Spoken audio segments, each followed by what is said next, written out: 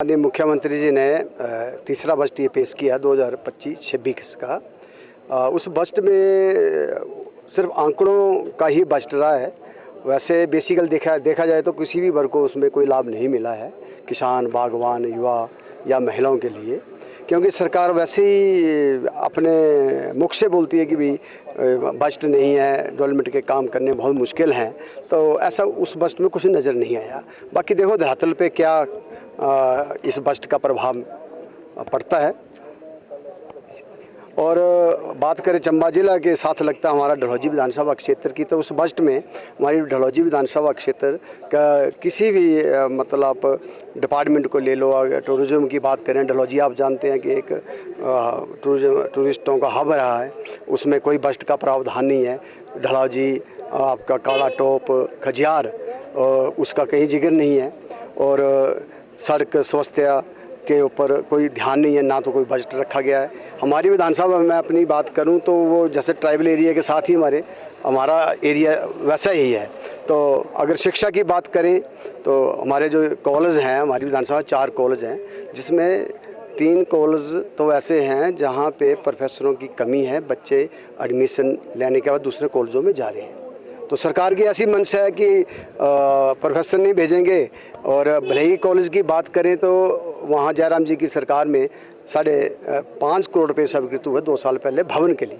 अभी टेंडर लगा, माननीय शिक्षा मंत्री जी तेलका गए थे सीनियर सेकेंडरी स्कूल की बिल्डिंग का शिलान्यास करने। तो जब वो वापस आए तो भले ही माता के दरबार हम भी मिले।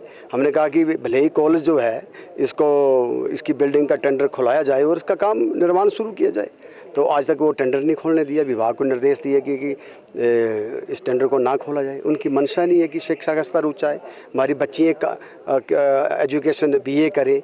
अब वहाँ की स्ट्रेंथ बच्चों की कम होती जा रही है, ना तो बिल्डिंग है ना प्रोफेसर है। ऐसे ही तेलका की बात करें कॉलेज की, वहाँ भी यही हाल है।